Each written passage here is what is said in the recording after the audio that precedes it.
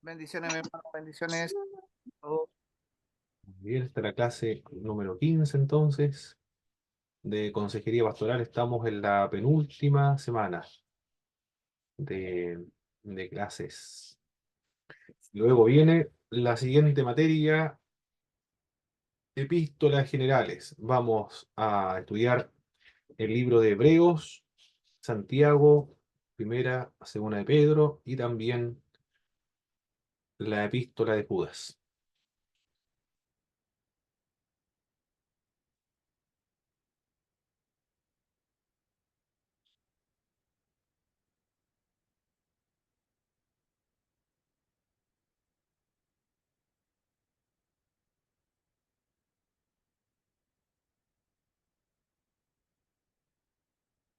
Bien. El tema que debemos ver ahora es la sexualidad humana, según lo que nos comenta José Luis y Silvia Sinayi. El libro ya lo he comentado, lo he mencionado. También les haré una fotografía para que ustedes lo vean y tengan la oportunidad de comprarlo si está disponible en alguna plataforma. El acto conyugal es una relación hermosa e íntima, partida o compartida únicamente por un esposo y una esposa en la privacidad de su amor y es sagrado. Es lo que nos dice Tim LaHaye o Timoteo LaHaye. Tres elementos que encontramos ahí en esta definición es una relación íntima, hermosa y sagrada. Tres elementos. La Profesor, prueba, sí, hermano Boris, disculpe que lo interrumpa. ¿Esta clase cuál clase es? ¿Qué número es? clase número 15 de Consejería Pastoral. Ah, perfecto, gracias. La prueba de que es una experiencia sagrada aparece en el primer mandamiento de Dios al hombre, donde dice el escritor, fructificad y multiplicaos, llenad la tierra, en Génesis capítulo 1, verso 28. Este encargo fue dado antes de la introducción del pecado en el mundo. Por tanto, el hombre, en su estado original de inocencia, experimentó y gozó del amor y de la procreación. Y no tiene nada que ver con el pecado, puesto que el pecado en el libro de Génesis se muestra en el capítulo 3 y consistió en la desobediencia del hombre a Dios de comer del fruto del árbol prohibido. Dios diseñó nuestros órganos sexuales para nuestro placer. Dios creó todas las partes del cuerpo humano. No creó algunas partes buenas y otras partes malas. Las hizo buenas todas, porque cuando hubo acabado la creación, la contempló y dijo, he aquí que era bueno en gran manera. Eso está en Génesis capítulo 1, verso 31. Y esto ocurrió antes de la caída en el huerto del Edén. He aquí, todo lo que Dios creó es bueno en gran manera. Los miembros de la Trinidad dan su consentimiento a esta íntima relación. Dios Padre da la orden a Adán y a Eva a multiplicarse en Génesis capítulo 1, verso 28. Jesús aprueba también el matrimonio asistiendo a la fiesta de bodas en Caná y allí realizó su primer milagro, nos dice el Evangelio de Juan, para comenzar a mostrar su poder o su gloria a sus discípulos, bueno, y a todos los que van a ver el ministerio de Jesucristo. Aprobó el matrimonio, que es la institución más sagrada, más antigua, la fundamental, la base de todas las sociedades, como lo hemos estado observando en las clases anteriores. En Mateo, Jesús señaló que en el matrimonio los cónyuges serán una sola carne. En Mateo capítulo 19, verso 5. No es la ceremonia en sí que hace que las personas sean una sola carne, sino que ésta da la licencia pública para que los recién casados vayan a un lugar romántico y privado para experimentar la relación de ser una sola carne. Este es el acto en el que se une verdaderamente como marido y como mujer. El Espíritu Santo también inspiró el libro de Hebreos capítulo 13, verso 4, donde registra honroso es en todo el matrimonio sin mancilla. Eso también lo comenta Timoteo Lahaye en la introducción a este capítulo que tiene que ver con la sexualidad humana. ¿Qué dice la Biblia respecto a la sexualidad? No dice, en primer lugar, que es un regalo de Dios. En Génesis capítulo 1, verso 26 al 28, le dijo multiplicaos, fructificad, llenar la tierra, señorear sobre ella, sojuzgarla, ejercer o ejerzan soberanía sobre los peces del mar, sobre las aves de los cielos, sobre todo animal que se arrastra sobre la tierra.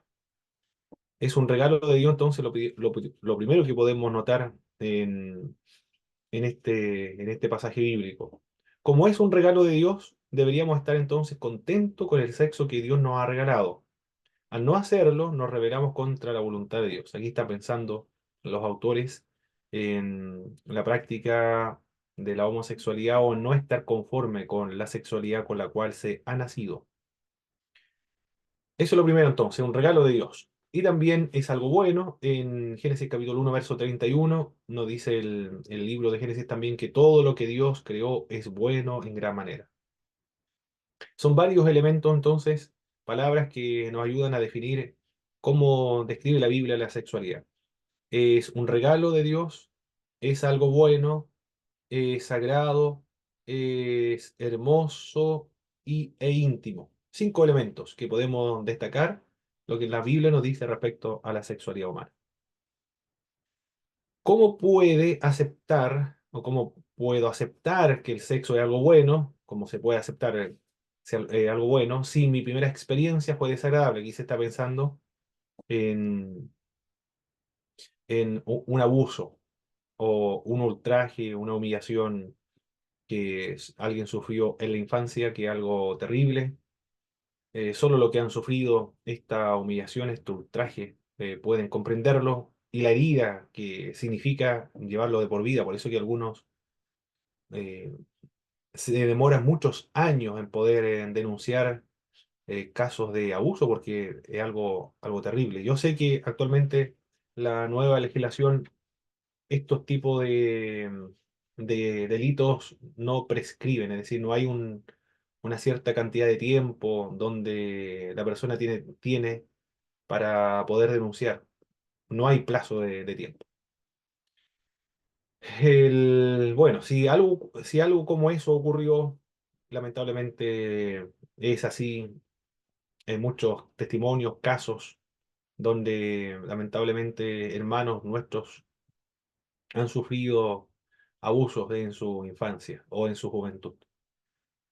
Y para disfrutar esto, algo bueno que Dios nos ha dado, entonces los autores recomiendan lo siguiente, dejando que Dios sane la herida del alma, porque es una herida del alma. En el Salmo 147, en el verso 3, específicamente, ese es el texto que es un poco más preciso porque tiene que ver con las heridas del corazón, con la herida del alma. Vamos a leerlo, por favor, mis queridos hermanos, porque el libro de Jeremías, en el capítulo 30 verso 17 tiene que ver más bien con las heridas, pero no son las heridas del alma, sino más bien tiene que ver con la restauración de Jerusalén que cayó en manos de los babilonios. Tiene que ver con un tema más político, social, que con las heridas del corazón. Precisamente lo menciona más exactamente el libro de Salmo 147 verso 3. Por favor, si alguien lo tiene, le puede dar lectura.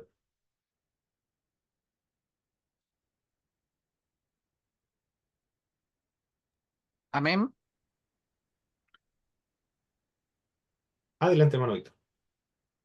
Amén. Dice así, Él sana a los quebrantados de corazón y venda sus heridas. Perfecto. Ya. Dios, el que sana las heridas, venda el corazón. Con Cristo en el corazón, estas heridas que son traumáticas, experiencias traumáticas, complejas o difíciles, inimaginables, él lo sana. Eso es lo primero que mencionan estos autores. Silvia Sinaggi es una sexóloga clínica, tiene posgrados, se ha dedicado a esta área. Por lo tanto, en su experiencia clínica ha tenido estos casos y han llegado, por supuesto, con estas experiencias traumáticas y estos son los consejos que ella da. Lo que vemos en el libro es lo que ellos nos aconsejan en su experiencia pastoral, porque ellos son pastores también de una iglesia de resistencia del Chaco argentino. El segundo consejo que nos entrega los autores es dándote una nueva oportunidad para vivir la sexualidad de una manera distinta. La forma de superar situaciones traumáticas es crear experiencias que desplace a la anterior. La experiencia traumática ejerce una presión y un obstáculo para disfrutar la sexualidad como un don de Dios que es bueno para disfrutarlo en el matrimonio, pero como sufrió una experiencia muy difícil en algún periodo de la vida antes del casamiento, entonces esto le bloquea para disfrutar lo bueno que Dios le ha dado, que permanentemente llega a los recuerdos de esta persona. Por lo tanto, ellos recomiendan que esa experiencia traumática sea sustituida, sea reemplazada por otra que sea mucho más positiva, que desplace a la anterior. Aun cuando al principio se haga difícil, ellos reconocen esa dificultad. No es tan fácil decirlo, por supuesto que sí. En todos los consejos que entregan, en todas las áreas que nosotros hemos visto en, en la adolescencia, matrimonio y acá en el área de la sexualidad, siempre es difícil porque el ser humano es con una complejidad abrumadora. Pero dicen ellos también que la mente es el órgano sexual más importante que nosotros tenemos. Por lo tanto, el asunto está en la mente. Si se puede superar, sustituir, cambiar esa experiencia traumática por algo más positivo, entonces se puede sanar esas heridas del alma. Esos son los dos consejos que entregan este punto. No sé qué le parece, mis hermanos, los consejos que nos mencionan los autores.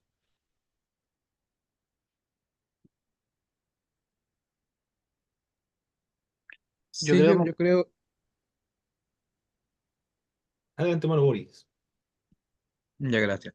Sí, no, o sea, bíblicamente son excelentes los consejos, pero bueno, de repente cuando hay una experiencia tan desagradable, por ejemplo, una violación, yo creo que, o sea, se complican más las cosas porque no, o sea, teóricamente es simple, pero para una persona que ha sufrido esa experiencia va mucho más de lo teórico, Sí, aunque, claro, teniendo a Dios, por supuesto que se puede superar, pero es muy difícil superar una experiencia como esa, aunque tú tengas incluso la palabra de Dios en tu corazón y tú sepas cuáles son los pasos que hay que dar para superar esa experiencia traumática, yo creo que es muy difícil, es muy difícil. perfecto, hermano Boris. No sé qué más iba a hablar, hermano Víctor, parece. sí, mi hermano está completamente de acuerdo con lo que dice mi hermano Boris, está alineado con lo que él decía. Hay sin duda situaciones que son tremendamente traumantes y sinceramente yo creo que Dios puede poner la paz para poder vivir con eso, pero de llegar a ser sanado completamente esa herida o ese evento tan traumático que lo encuentro que a mi apreciación es muy difícil, pero sí quizás poder conllevar ese trauma. Muy bien. Muy bien, mis hermanos, muchas gracias por su contribución a estos puntos que estamos tratando. Los propósitos de la sexualidad en el matrimonio, bueno, estamos hablando del matrimonio, como vínculo matrimonial. Es el primer propósito de la sexualidad.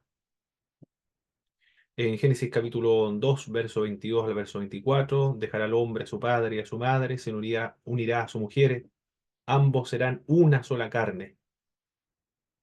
Tiene que ver con este vínculo estrecho e indisoluble. Y después Corintio habla acerca de no negarse el uno al otro, a no ser por mutuo consentimiento para dedicarse a la oración, pero después vuelvan a unirse nuevamente, para no ser tentado por el diablo. Y Hebreo nos habla acerca de que es honroso el matrimonio, el lecho sin mancilla. Sirve como un vínculo en el matrimonio, para consolidar, para unir, fortalecer el matrimonio. Eso es lo primero. El segundo propósito de la sexualidad es como método de reproducción. Eso es lo otro. La reproducción aparece como un mandato y se convierte en uno de los objetivos de la unión sexual. Tener hijos en el Antiguo Testamento era una obligación. Tanto es así que la esposa infértil podría ser repudiada y la viuda sin hijos debía engendrar descendencia con su cuñado. Esto lo conocemos nosotros como la ley del levirato, cuando un hombre recién casado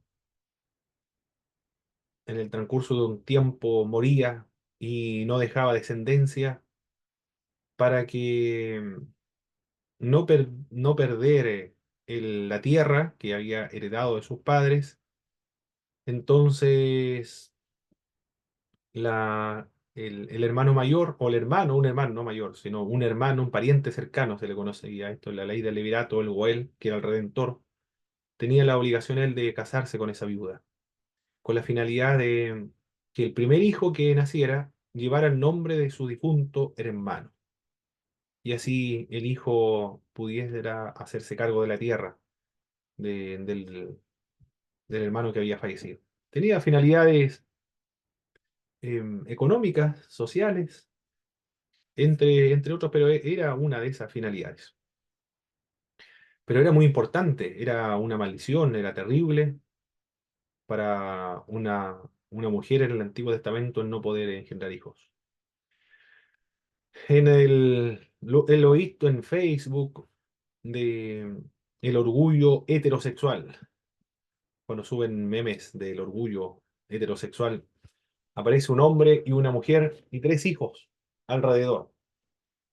Y un tremendo letrero donde habla acerca de promover, fomentar también la heterosexualidad. Ellos dicen que está escrito abajo, es la relación, ¿cómo es? La relación más antigua y también ha demostrado ser la que más funciona en el caso de la reproducción. Es decir, es infalible, ¿no? Bueno, ha funcionado por miles de años, dice el eslogan abajo. Porque uno de los propósitos es precisamente eso, la reproducción.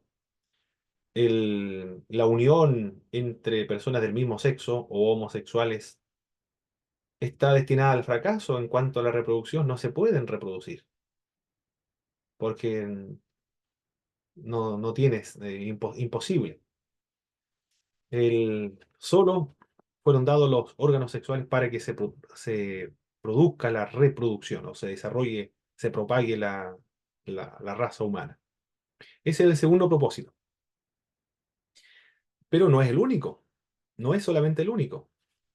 El primero era para consolidar el matrimonio, para unirlo, y lo otro para la reproducción, pero también hay un tercer propósito de la sexualidad que tiene que ver con como la fuente de placer. En Cantar de los Cantares, por ejemplo, podemos notar un versículo bíblico, el capítulo 1, verso 13. Y después nos saltamos al libro de Proverbios, capítulo 5, verso 18 al verso 20. ¿Qué nos dicen esos versículos bíblicos, por favor, para analizar? Cantar de los Cantares es un libro que celebra el amor romántico. Se quedó ahí. Algunos dicen que que, eh, se incluyó dentro del canon porque los, los judíos comenzaron a realizar interpretaciones alegóricas para describir la relación entre Dios y el pueblo de Israel. Lo mismo hicieron la iglesia, por eso se reconoció como inspirado. Otros dicen que esa alegoría fue posterior al reconocimiento de este libro dentro del canon sagrado. Pero el libro celebra el amor romántico. Es una canción romántica. Si se canta, es una canción romántica, pero al estilo y a la cosmovisión del mundo del Oriente o del Medio Oriente. Le preguntaron a un pastor en una oportunidad en la televisión y le dijeron si los cristianos podían escuchar música romántica. Y él dijo, ¿cómo no? Y se puso a cantar esa que dice, bésame, Bésame mucho, como si fuera esta noche la última vez. La cantó completa, porque es la canción que él le dedicó a su esposa. Entonces, por eso que la cantó completa y dijo, por supuesto que sí, nosotros podemos cantar y escuchar música romántica. Porque él cantó una completa. Y en la Biblia, el libro Cantar de los Cantares, es un cantar romántico. Exalta el amor entre un hombre y una mujer. Lo comenta. La pregunta al pastor fue eso solamente, si podían escuchar música romántica o no. Claro que la letra también depende de la letra, eh, porque algunas letras, eh, ¿cuál pueden ser? Fomentan la infidelidad, por ejemplo. Eh, la letra es donde hay que poner atención con respecto a qué música se va a escuchar. Eh, Música secular también depende de la letra, porque hay música folclórica, por ejemplo, que es neutral, no es ni buena ni mala, son las expresiones de los pueblos, de cualquier nación, argentina, chilena, alemana, suiza, de Turquía. Bueno, en Turquía no entendemos nada de lo que dicen. En realidad son los armenios. No, son los... Bueno, los armenios igual tienen música. Son los kurdos, eso es, la música de los kurdos. Bueno, ahí no se entiende la letra, lo que están cantando, pero esa música es folclórica. Algunas músicas también producen melancolía, nostalgia, tristeza. En la música folclórica, por ejemplo, la de Violeta Parra, Qué pena siente el alma. Qué terrible esa canción. Cuando la escuché, dije, ¿por qué no le hablaron del Evangelio a esta mujer? Porque cuando canta y la melodía y el tono como lo hace es tan desgarradora, es tan deprimente, que en ese sentido no sería recomendable la música romántica. O sea, ese tipo de música. Hermano Ricardo, por favor, adelante. Hola, hermano, disculpe haber llegado un poco más atrasado, pero al menos hoy día llegué. Muy bien. ¿Sabe que es súper interesante el tema de la música? Yo creo que al menos en la iglesia donde yo estoy y por ahí cerca de la misión, el tema de la música para un cristiano, según la cultura, al menos de la misión, es que solo puede escuchar música cristiana. Y ahí es como tan amplio el espectro. Porque yo hago la reflexión de que las cristianas en realidad son las letras, pues no las melodías. Pues yo siempre digo, lo otro es boche, puede ser, o ruido. Mm, Porque ahí de repente hay, hasta en la misma iglesia uno escucha música que es en inglés, porque es de un pastor, pero en inglés las letras uno no las entiende. O sea, el mensaje que hay detrás de eso uno no lo comprende. Entonces, ahí me queda la duda de qué tan cristiano puede ser eso, mm, ¿ya? No poniendo en duda que sea cristiano, sino que si el propósito de la música cristiana es que te acerque a la palabra de Dios, ahí en ese caso no se estaría cumpliendo. Pienso yo, no sé.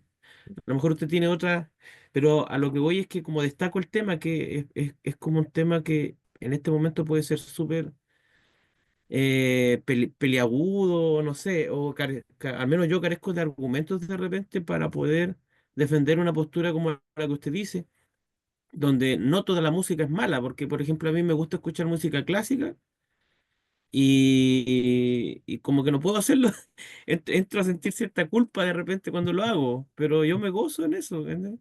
mm. Muy bien, hermano Ricardo, muy bien. Sí, bueno, ahí he visto en YouTube un pastor que es de la iglesia presbiteriana, donde le hicieron una pregunta acerca de la música.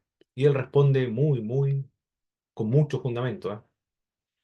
También en la iglesia evangélica pentecostal subieron otro reportaje, son varios profesores de música. Y ellos dicen que los himnos que nosotros cantamos en nuestras congregaciones en su momento fueron seculares, letras seculares, que se cantaban en las fiestas del mundo. Pero en la época de la Reforma Protestante, Martín Lutero fue el que le puso letra cristiana. Después John Wesley y Charles Wesley, el hermano Carlos Wesley, también hacía exactamente lo mismo. En su momento hubo resistencia de parte de los miembros de la iglesia de que la música del mundo había ingresado dentro de la iglesia, porque la iglesia se cantaban en ese momento cantos gregorianos, que para ellos esa era la música sagrada. La iglesia menonita todavía está cantando estas canciones, cantos gregorianos. Pero después, pasado el tiempo, esa música, que antiguamente era mundana, y le pusieron letra cristiana, se consagró como la cristiana, la música cristiana, los himnos. Y después cuando comenzó a aparecer la música moderna, con Marco Witt, por ejemplo, parece que él fue el primero, hubo resistencia de parte de algunas iglesias también, hasta el día de hoy incluso, que son músicas del mundo. ¿Por qué ingresa el mundo a la iglesia cristiana?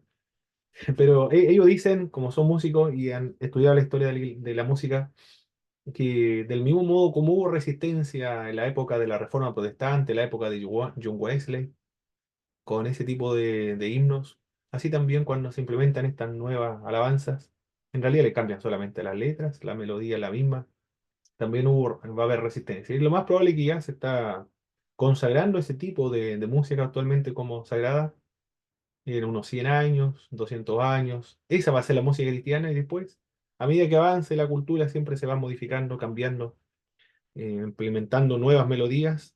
Va a haber resistencia, es un fenómeno natural. Eso se produce siempre en la historia de la iglesia en estos asuntos de la música. Bueno, nos extendimos con la música por culpa de cantar de los cantares. Vamos a leer el versículo bíblico, por favor, mi hermano.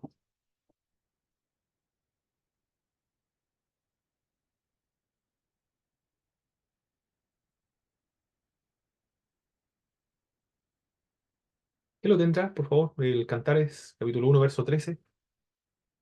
Amén, mi hermano. Acá lo tengo. Por acá lo tengo. Se me corrió un poquito. Acá está. Capítulo 1 versículo 13, ¿verdad? Por favor. Dice así la palabra del Señor. Mi amado es para mí un manojito de mirra que reposa entre mis pechos. Muy bien. Manojito de mirra. La mirra era Ama- al paladar era amarga, pero una planta aromática que se utilizaba para los embalsamientos de personas muertas, fallecidas. El- Como Cantar de los Cantares está clasificado dentro de la literatura poética o el género poético, abunda la característica de la poesía es la abundancia de las metáforas. Y ahí se compara al esposo, al amante, esposo, la persona que ama, como un manojito de mirra. Muchas, muchas metáforas. En proverbio a la mujer la comparan como gacela, entre tantos otros. Ya son tres propósitos entonces del propósito del sexo. Tres. Vínculo matrimonial, método de reproducción, fuente de placer. Dios es el creador del sexo. Él puso en movimiento los impulsos humanos, no para torturar a hombres y mujeres, sino para llevarlos al gozo y también a la plenitud. El hombre estaba plenamente satisfecho, no estaba plenamente satisfecho en el huerto del Edén, pese a que vivían en el jardín más hermoso del mundo, rodeado de animales mansos y de todo tipo, no tenían compañía de su misma especie. Dios entonces tomó parte del cuerpo de Adán y obró un milagro creativo, formando a la mujer, similar al hombre en todo excepto en su sistema reproductivo físico, dice la Haye. Pero hay diferencias, sin embargo, diferencias emocionales entre el hombre y la mujer. Hay grandes diferencias. Un ejemplo, por ejemplo, un ejemplo. En cuanto al orden, los varones no nos desesperamos mucho con el orden, no nos estresa el desorden. En cambio, a la mente femenil sí, le afecta mucho, le causa estrés el desorden. Naturalmente, hay excepciones, por supuesto, hay excepciones. Algunos hombres, son atípicos, que son obsesionados con la limpieza y el orden, por ejemplo, pero se deben a otros factores. Hay un síndrome, no sé cómo se llama, Asperger creo que se llama, o algunos niños con algún síndrome que no pueden ver el desorden. Eh, no recuerdo cómo se llaman estos, aparte del TEA, creo que es uno de ellos. Donde sí están obsesionados con con el orden y también con la limpieza. Permanentemente están limpiando. Pero son otros factores. Pero la normalidad, lo general es que emocionalmente son diferentes. Aunque también sí, Tim LaHaye en otro capítulo habla acerca de esta diferencia. En lugar de ser opuestos, eran complementarios el uno al otro. La sexualidad humana fue dada en gran parte para el gozo conyugal. También la sexualidad humana no es incompatible con la espiritualidad, con la santidad, no es algo repulsivo, no es nocivo, no es sucio, que solo sirve para la conservación de los seres humanos.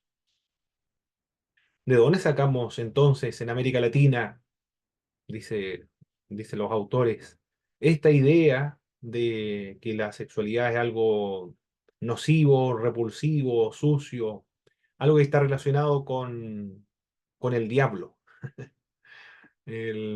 o con la brujería? Ah, estaba escuchando a un predicador que antiguamente eran pentecostales, ahora ya no son pentecostales, se volvieron cesacionistas, y un predicador decía, habló de uno que, argentino, de alguien que tenía el don de milagros, don de sanidades, que hacía crecer las piernas cuando éstas eran cortas.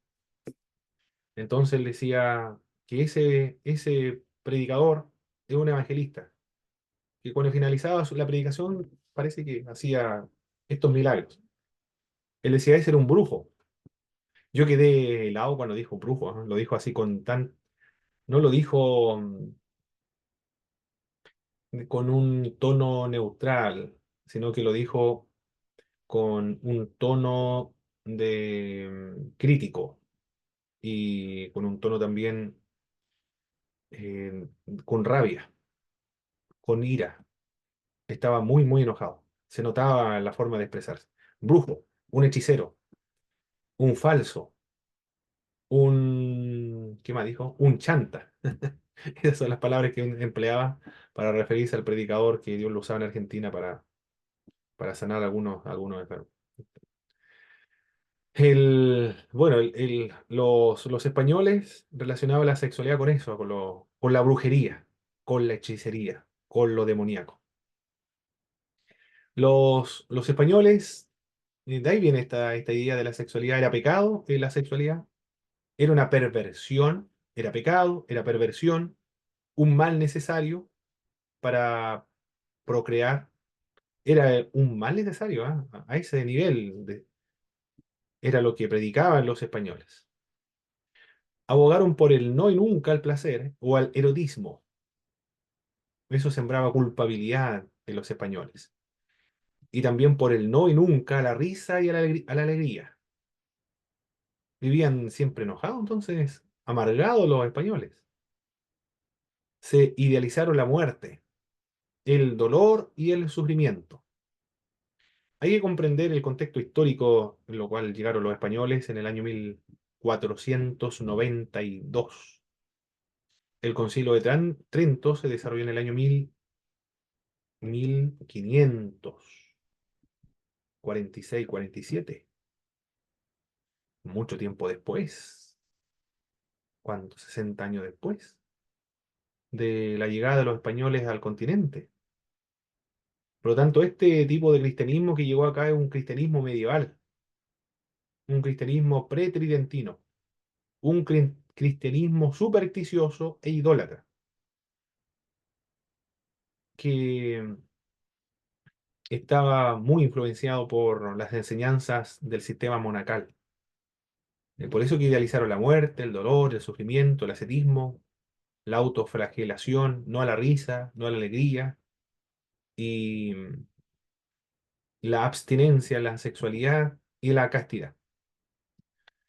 Con una mente medieval asociaron la hechicería con la sexualidad. Es decir, los promiscuos o los que le dan rienda suelta, no tienen control sobre su sexualidad, son hechiceros, son brujos. Según se creía en esta época, las brujas eran mujeres insaciables del sexo, que incluso copulaban con los demonios.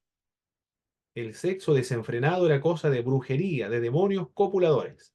Esa es la opinión que tenían los españoles cuando llegaron al continente americano. De ahí viene entonces la idea de que el sexo es malo, es del diablo, está relacionado con la hechicería, sucio, es, ¿qué más? Lo que se dice, es es un vicio, bueno, se puede transformar en un vicio, por supuesto, cuando no se, no se tiene control, pero la idea de que el sexo así es malo, incluso en el matrimonio, viene de ahí, de los españoles. Se predicaba la autoflagelación, la abstinencia como valores supremos. En aquella época se citaba como ejemplo de conducta a un pintor llamado Divino Morales. Nunca lo había escuchado, Divino Morales, con excepción de lo que menciona Silvia Sinay acá. Divino Morales, en una mañana, tomó la decisión de aplastar los genitales, o aplastarse los genitales con una piedra, para escapar del deseo sexual. En la época medieval hizo eso este hombre. Entonces él era el referente, el modelo de todos los españoles, cristianos. Eran muy consagrados los españoles, ¿ah? Porque en el Museo de Osorno, bueno, habían armas, instrumentos bélicos de guerra, batalla, espadas también para combatir a los pueblos originarios. Pero entre medio de esas armaduras, y armas de guerra, cuchillos y lanzas y sables, en un lugar especial había un librito, un libro muy pequeño, un libro devocional de, era del año 1500 y tanto, 1515 recuerdo, estaba ahí. Muy hermoso el devocional, un pequeño libro muy pequeño, y me gustó mucho lo que decía, porque la persona que había escrito, registrado esa oración, se notaba que la persona amaba mucho a Dios, porque la forma de orar, de componer esa, me- esa oración, me identifiqué como, por cómo se dirigía a Dios, como alguien muy íntimo, que lo amaba mucho. La persona que escribe ese devocional es alguien que amaba mucho a Dios. Pero al mismo tiempo, lo más curioso es que ese mismo devocional fue el que llegó junto con las armas, la conquista y todo lo que conllevó la conquista en América. Lo paradójico es que estos mismos españoles que condenaban el sexo son los que, a poco de conquistar nuestra tierra o nuestras tierras, los sembraron de mestizos y mulatos. Eso es lo contradictorio, que por una parte predicaban la abstinencia y por otra parte la teoría, y por otra parte comenzaron a aparecer una multitud de niños con una mezcla blanca, español, y con morena, la piel cobriza de los pueblos latinoamericanos. Todos nosotros somos una mezcla de ellos, ¿ah? De los pueblos originarios y de los españoles. Bueno, algunos después llegaron luego, pero todo el continente americano es una mezcla de ambos, a pesar de esa abstinencia que se predicaba. De ahí viene entonces esta idea de que la sexualidad es algo malo, horroroso. ¿Cómo saber si una conducta sexual está bien o está mal? Hay varias formas de determinarlo. Una de estas formas, uno de los criterios que podemos establecer para determinar si una conducta está buena o está mala es por medio de la cultura. En algunas culturas, a los hombres que no tenían prácticas homosexuales se consideraban normales, en algunas culturas, mientras que en otras es condenado con la muerte.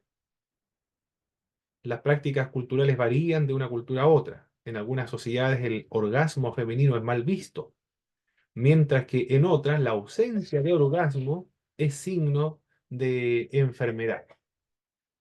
La cultura entonces no es un muy buen criterio para determinar si una conducta sexual está bien o está mal, porque las culturas cambian, varían, no siempre es igual, no son estáticas, mutan, son dinámicas.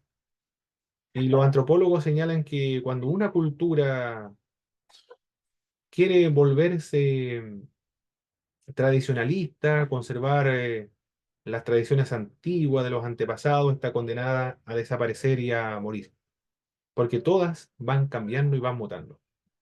En ese sentido, como cambian, mutan, van adquiriendo nuevas ideas, entonces la cultura no es un buen criterio para determinar si una conducta sexual está buena o está mala, porque en algunas culturas se va a promover un tipo de práctica sexual, en otra. Por lo tanto, tiene que ser un criterio universal que se puede aplicar universalmente en todos los contextos y en todas las épocas de la historia.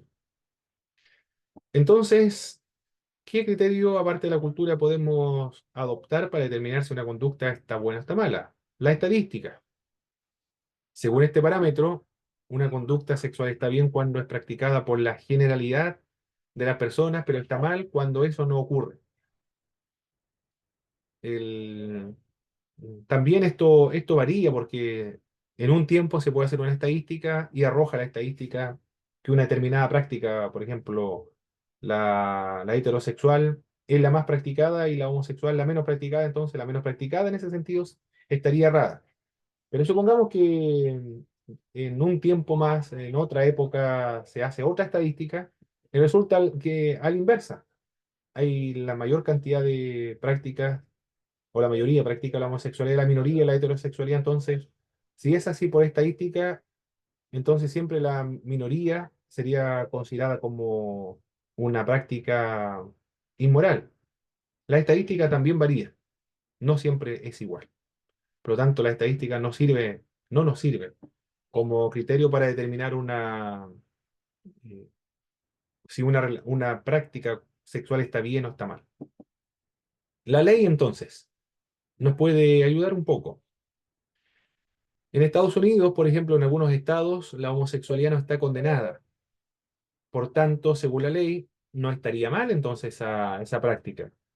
Mientras que en otro estado, está prohibido esa relación. E incluso hasta en el matrimonio está prohibido la relación sexual, salvo la que se practica cara a cara o la del misionero. Las leyes entonces varían, incluso dentro de un mismo país como los Estados Unidos. Y si nos vamos a otros países, las leyes cambian. Por lo tanto, todas las leyes son distintas de acuerdo a los países. Por lo tanto, la ley no es un buen criterio para determinar qué conducta está correcta y qué conducta está errada. Entonces podemos recurrir a otro criterio, el criterio social. Según esta regla de medida, si una conducta sexual causa daño a otra persona, sería inapropiada entonces.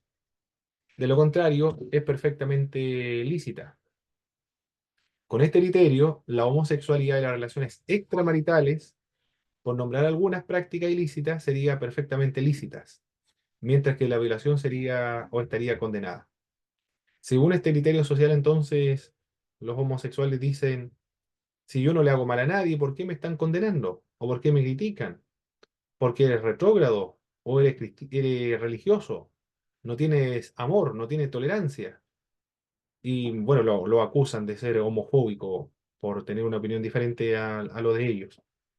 Pero la excusa que se emplea es que no le hacen daño a nadie, según ese criterio social. Cuando va en contra de su consentimiento, en contra de su voluntad, sería considerado algo dañino, porque sí estaría haciendo mal o daño a alguien. Tampoco es un criterio suficiente, universal, que se puede aplicar en todos los contextos, en todas las épocas. Para nosotros los cristianos, la, la Biblia es el criterio fundamental, el definitivo, el único, de hecho, para determinar si una conducta sexual está bien o está mal. La palabra de Dios condena toda actividad sexual pre y extramatrimonial o extramarital. Condena además la homosexualidad, el travestismo, la zoofilia, la paidofilia, el sadismo más o sadomasoquismo y otras parafilias. Cuando tuve que realizar un trabajo acerca de la homosexualidad, recuerdo que en el sadomasoquismo llegaban algunos con fracturas, con fractura de brazo, con fracturas de mandíbula, de brazos, por esta práctica del sadomasoquismo. Impresionante. Bueno, el criterio entonces que adoptamos los cristianos es el de la Biblia respecto a las conductas sexuales. La Biblia es la que tiene la última palabra sobre estos asuntos. ¿Algún comentario hasta aquí, mis queridos hermanos?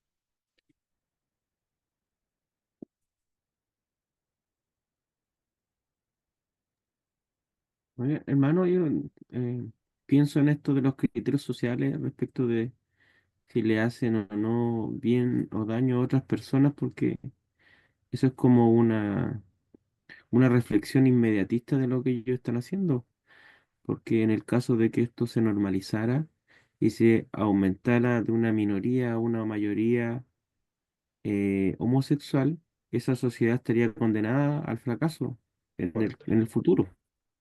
Así que el correcto. daño de por sí es muy importante. Exactamente así. Así es. Es una excusa inmediatista. Me gustó su reflexión, mi hermano Ricardo. Claro, porque imagínese una sociedad que todos fueran homosexuales y todos se casaran entre homosexuales. El 90% somos acá un 90%. Desaparece un país completo.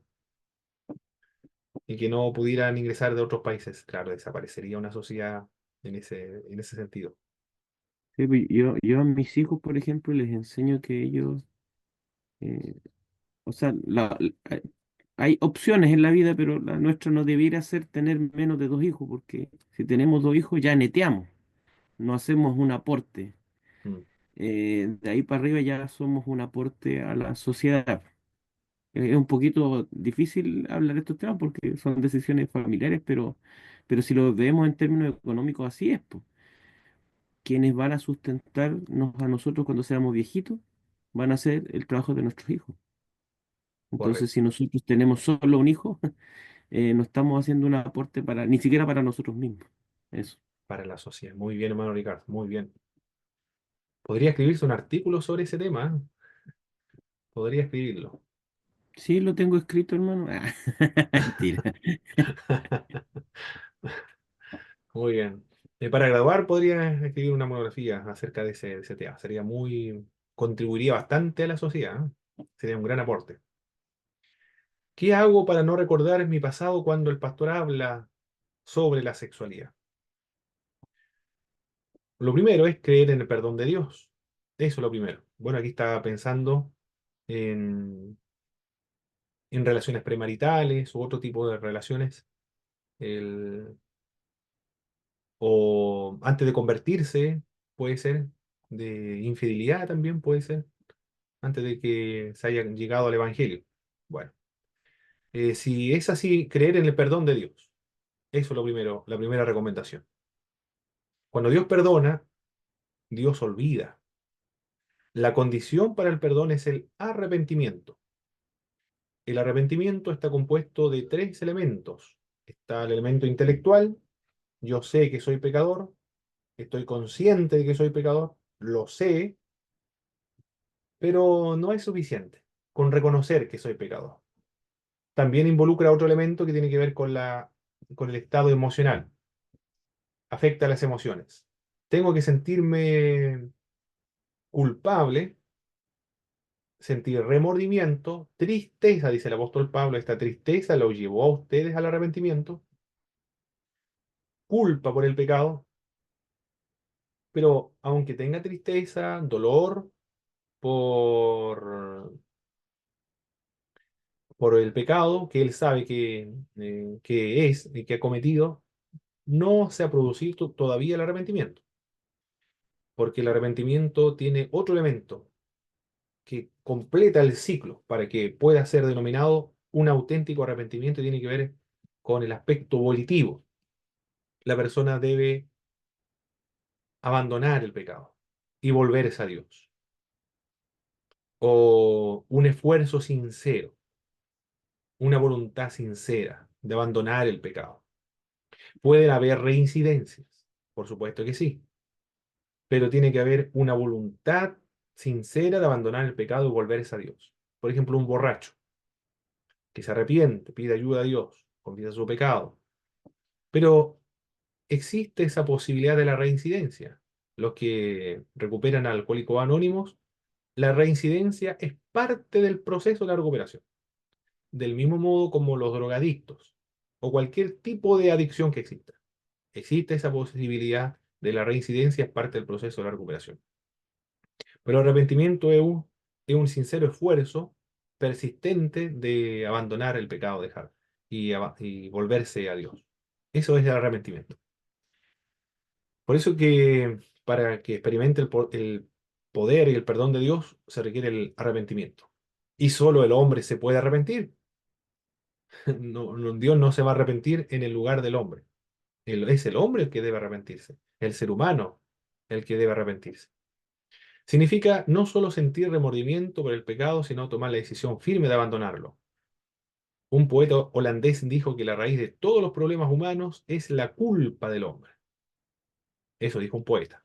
Un psicólogo británico ha llamado el sentido de ser perdonado como la fuerza más curativa del mundo. Ya. Entonces, Hermano cuando... Paulo, Sí, mi hermano Víctor. disculpe que lo interrumpa. Cuando usted habla del arrepentimiento, me surge la duda, ¿ese arrepentimiento genuino tiene que necesariamente provenir de Dios? Porque hay gente que a veces quiere, por ejemplo, arrepentirse y no siente ese arrepentimiento en su corazón. O sea, puede decir, claro, yo me arrepiento, pero realmente no siente el sentimiento de que quizás le hizo mal a otra persona o no ve el peso. Entonces, ¿eso tiene que venir necesariamente de Dios o es del ser humano? Es una colaboración divina humana, mi hermano Víctor. A esto se le llama la sinergia evangélica. Si estamos hablando de salvación, es divino humano. Por una parte, la soberanía de Dios, la obra de Dios, y por otra parte, la responsabilidad del ser humano. En el caso de un inconverso, en el caso de un creyente, de igual modo, es el Espíritu de Dios el que convence de pecado, el que convence de justicia y convence de juicio. Pero por otra parte, el ser humano debe arrepentirse, es decir, debe esforzarse por abandonar el pecado y volverse a Dios. Por eso que es en divino humano, una colaboración divina humana. En Dios lo quiere perdonar y hace todo para perdonar al ser humano. Por el Espíritu de Dios convence de pecado, juicio y justicia. La obra lo hizo Dios, la obra en la cruz. La capacidad que le ha dado al ser humano para poder arrepentirse también se lo ha dado Dios. El contenido del Evangelio, el contenido para el arrepentimiento también lo ha dado Dios, pero el ser humano debe hacer su parte, no para contribuir al arrepentimiento o contribuir a la salvación, sino para recibirlo. Y eso es abandonar el pecado y volverse a Dios. Esto siempre va junto con la fe. Cuando hablamos de la salvación va acompañada de la fe. Cuando hablamos en el caso del cristiano, bueno, ya está la fe ahí. Y es más fácil arrepentirse porque ya está convertido, porque la conciencia ha sido santificada por el Espíritu Santo de Dios. Claro que hay ocasiones, que el caso que presenta usted de un cristiano que rehúsa o no quiere arrepentirse, puede estar en un proceso de enfriamiento espiritual o puede tener la mente cauterizada o también puede estar por el orgullo igual, no quiere o no puede arrepentirse. Pero Dios siempre le ayuda a arrepentirse. El problema está en el creyente, en el ser humano. Él es el que tiene problemas para arrepentirse. Quizás no quiere abandonar el pecado. Por ahí puede ir el tema. Pero siempre Dios le va a dar todas las facilidades, el Espíritu de Dios, la fuerza extraordinaria para producir y provocar el arrepentimiento del ser humano. El ser humano, por otra parte, es el que debe acceder al arrepentimiento. Bueno, eso le podría decir a mi hermano Víctor. No sé si quedó conforme con la respuesta. Claro que sí, muchas gracias. Muy bien, mi hermano Víctor. Bien, lo otro, ¿por qué Dios está interesado en la sexualidad humana? Por algo muy simple, porque Dios quiere que nosotros seamos felices. ¿Sí? Eso es lo que Dios quiere que nosotros seamos. Vivemos una sexualidad sana, disminuir la cantidad de problemas, de lograr la plenitud, de tener una vida abundante, de estar completamente realizado y cubierta todas las necesidades y todas las áreas de nuestro ser con el cual Él nos hizo, incluyendo la parte material, la parte sexual, parte material, emocional, espiritual, porque el ser humano es íntegro, es holístico, y por lo tanto no vemos al ser humano desde la perspectiva bíblica, de la cosmovisión bíblica, que una parte es buena y la otra parte es mala, sino que lo vemos no en el sentido dualista, sino que todas las áreas, la influencia de Dios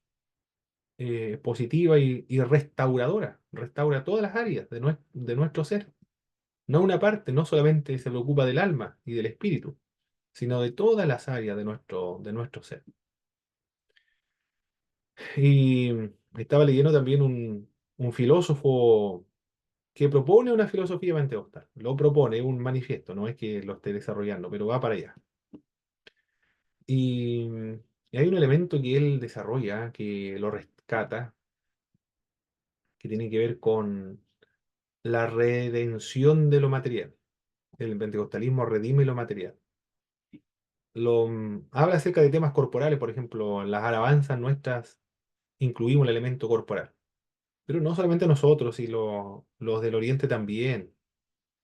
Eh, claro que nosotros estamos relacionados con los pueblos orientales, con los cristianos orientales, porque ellos apelan al cuerpo, ellos dicen, nosotros oramos con el cuerpo. Le dan mucho énfasis a la parte corporal los de la iglesia ortodoxa. He notado, por ejemplo, en las caminatas que ellos hacen en una subida, en montañas, van subiendo montañas. Esa subida, ese escalamiento, esa caminata subiendo montañas, ellos no lo realizan para fortalecer la musculatura, mejorar la circulación de la sangre, mejorar la respiración y los músculos y los pulmones y oxigenar más el cerebro. Ellos lo realizan. Claro que tiene esas repercusiones, por supuesto, esos factores positivos en la salud física, pero ellos también lo están realizando con finalidades espirituales, porque ellos van reflexionando y meditando que la vida cristiana es una vida de subida y para ello requiere disciplina, requiere esfuerzo y de repente constancia y van siempre subiendo. Siempre realizan ese ejercicio, pero como un ejercicio de meditación. La iglesia adventista también yo sé que enfatiza esa parte corporal, redime lo corporal. Bueno, no es solamente, yo me doy cuenta que no son solamente los pentecostales que han redimido el cuerpo en la redención o alaban a Dios con el cuerpo. Los adventistas también, cuando ellos van corriendo, van trotando, por ejemplo, van conversando con Dios en ese trote, en ese ejercicio físico. Y lo otro de la iglesia del Oriente es que apelan a todos los sentidos, por ejemplo, apelan a la vista, por eso están los íconos, apelan al olfato, por eso están los inciensos, apelan a la voz, por eso que están las oraciones y los cantos, apela al oído, por eso están esas melodías tan hermosas, extraordinarias, apela al tacto. em, Cuando besan a los íconos, por ejemplo, cuando llevan velas en las manos también, apela, y cuando oran, eh, se tiran, algunas, las que son armenias, ellos se tiran al suelo para orar, varias veces. O lo de la ucraniana y la rusa, ellos se persignan y después hacen un gesto de inclinación, pero siempre están con el cuerpo orando. Y los pentecostales, ¿para qué vamos a decir? Por ejemplo, las danzas, cuando hicieron las danzas del espíritu, eso ya es una expresión de una exaltación extraordinaria a Dios. Ese redime lo corporal, lo material. Aluden también a la teología de la prosperidad como consecuencia de la redención de lo material. en la obra de Jesucristo. Bueno, me fui para allá por el tema de que Dios quiere que seamos felices, incluyendo esta parte de la sexualidad que parte de la corporalidad y de la redención corporal del ser humano. Y la salvación va a ser corporal. La glorificación de nuestro cuerpo es una redención de nuestros cuerpos. Es una glorificación de nuestro cuerpo, donde se extirpa la naturaleza pecaminosa. Pero ya podemos disfrutar esa materialidad o esa redención corporalizada del ser humano, al tratarlo como templo del Espíritu Santo, en ese sentido. Demostrar lo que el cuerpo va a sufrir en el futuro. Ya demostrarlo ahora y demostrarlo ya. Dios está interesado entonces en la sexualidad humana por esa razón, para que vivamos felices. ¿Por qué hay tanta confusión en materia de sexualidad? Por la religión que dice no hagas esto, no hagas esto otro. Esto lo dice, también lo dice José Luis Sinaya. Los colegios guardan silencio. En el 2011 se publicó este libro. Quizá en el 2011 no se enseñaba sexualidad en los colegios. No sé cómo estará la situación en Argentina ahora. Aquí en Chile esto no, esto ya pasó hace rato ya de guardar silencio. Ahora ya en Chile se enseña, incluso hubo un reglamento que se puso en marcha, pero que no estaba aprobado todavía. Fue con una marcha blanca y resultó un fracaso rotundo porque comenzaron a enseñar la ideología de género y sexualidad a niños de cuarto y quinto año, con imágenes muy explícitas que era muy chocante para esa mentalidad infantil. Reclamaron los padres en Santiago, en Osorno también ocurrió, recuerdo, en dos lugares. Después ya no se ha sabido más del tema, sin consentimiento de los padres. Eso fue lo que más chocante, porque los padres estaban furiosos con la decisión que adoptó el colegio. Y hubo represalias también, incluso hasta para la directora del colegio. Le estaban pidiendo la renuncia. Yo no sé qué habrá ocurrido con la directora, que permitió esa enseñanza sexual con ideologizada. En el gobierno de este gobierno, ¿eh? En este gobierno ocurrió eso. Los medios masivos de comunicación también que lo exaltan desmedidamente. Como no se habla de la sexualidad en el hogar ni en la iglesia, los jóvenes se informan en la televisión, otros medios masivos de comunicación. El problema es que se informa mal, sin principios cristianos. Traerá como consecuencia conductas perjudiciales y letales para las futuras relaciones interpersonales. Hermano Jorge, Hermano Paulo, eh, bueno, voy a dar mi opinión. El punto número dos, yo lo actualizaría. Los colegios guardan silencio. Hace mucho rato ya los colegios no están guardando silencio, sino que están promoviendo la sexualidad, teniendo stand de condones dentro de los establecimientos, llevando las matronas, llevando enfermeros para enseñarles a tener relaciones sexuales, a cuidarse, a enseñarles los métodos anticonceptivos. Entonces, hoy día en colegios de básica, inclusive pre-básica, se está informando de mala manera con literatura, libros. En el liceo donde yo trabajo, por ejemplo, lo veo. La matrona, hay proyectos que involucran a primeros medios, chicos de 14 años, que ya se les habla. También se les promueve la orientación sexual, si se sienten bien siendo lesbianas, lo promueven eso. Entonces, yo no sé si hoy día realmente los colegios estén guardando silencio. Yo creo que hoy día los colegios promueven, pero de manera desenfrenada, de manera equivocada, todo lo que es el concepto de la sexualidad. De hecho, hoy día mismo tuve un caso que me mandaron a buscar un alumno porque lo necesitaba la matrona, y el alumno se enojó conmigo y me dijo, no, yo no voy a ir porque mi mamá no me autorizó, y la vez que fui me hablaron cosas que yo no quería escuchar. O sea, como que quedó un poquito traumado. Entonces me llamó la atención eso de que hace mucho rato que está causando mucho ruido. Hay papás que no le da lo mismo, pero también hay papás que están poniendo alerta a eso y no están autorizando a que a sus hijos los saquen de la sala de clases para darle una charla o enseñarles temas de la sexualidad, una enfermera, enfermero, o en este caso la matrona, que por lo demás me llamó la atención que la matrona llamara a tantos alumnos hombres, porque siempre entiendo que la matrona es un tema con las damas. Pero bueno, así estamos hoy día. Imagínense acá que somos un pueblo tan pequeño, recatado, imagínense cuánto más será en las ciudades grandes este desenfreno de información y de intervención, se interviene en la sexualidad temprana de los estudiantes. Muy bien, mi hermano Jorge, muchas gracias por ese aporte, ¿ah? Y esa actualización de cómo están y avanza esta situación.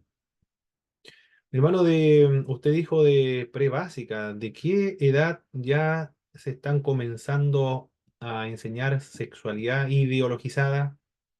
Pues yo creo que por ahí va el tema de la está muy ideologizado estos asuntos. ¿De qué edad estamos hablando? Y estos son colegios municipales, Sí, sí, porque correcto. no son colegios privados o colegios subvencionados, porque donde mi hijo está en un subvencionado, particular subvencionado. Bueno, cuando hablamos de prebásica, bueno, hoy día un niño en básica, primero básico, no sé si son 7 8 años, parece, no recuerdo bien.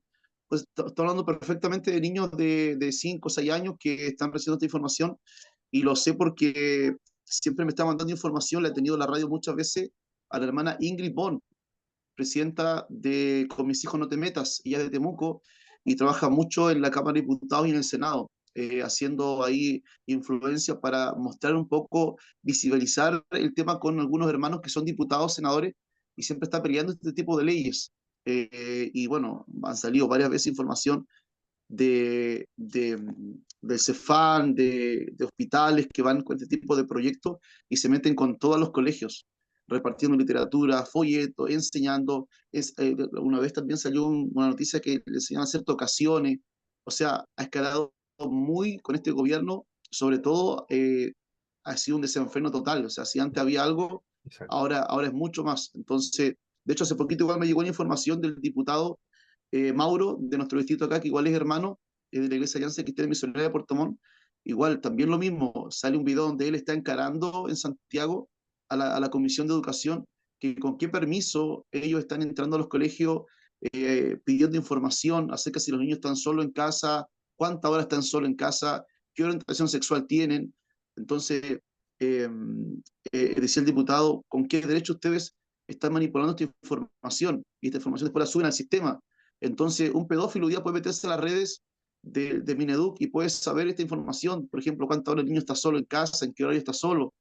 Y entonces hoy día vemos que realmente nuestros niños están muy fuertemente atacados, muy vulnerados y lamentablemente la iglesia cristiana siempre hemos dado una cuota negra de que somos muy irresponsables y no nos preocupamos de ir a reuniones, no nos preocupamos del contenido que le dan a nuestros hijos, de lo que imparte el colegio. Entonces, esto es una máquina que está aplastando todos nuestros conceptos como cristianos, porque la mayor parte del tiempo nuestros hijos los pasan en el colegio.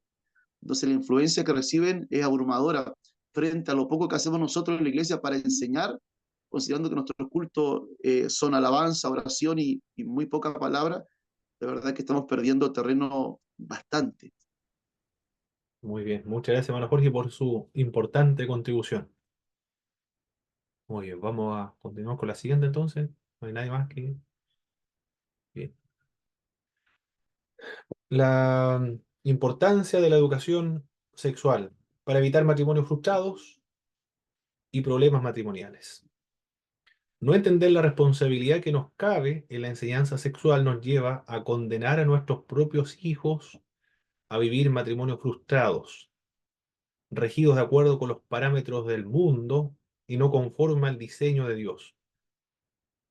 Muchos de los problemas de los matrimonios nacen en la cama y trascienden a todas las otras áreas de la vida. De ahí que si podemos reducir al mínimo dichos problemas mediante una correcta educación sexual, entonces solucionaremos muchísimos problemas. Esa es la razón por la cual es importante la educación sexual. Y concluimos. Esa era la parte que teníamos que ver en esta clase. Estamos bien en la hora, voy a dejar de compartir en pantalla. ¿Algún comentario, mis queridos hermanos, de lo que hemos visto en esta clase número 15 Z? 15 de consejería pastoral,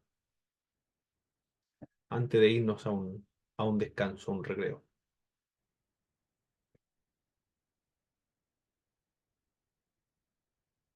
No hay ninguno. Muy bien. Entonces,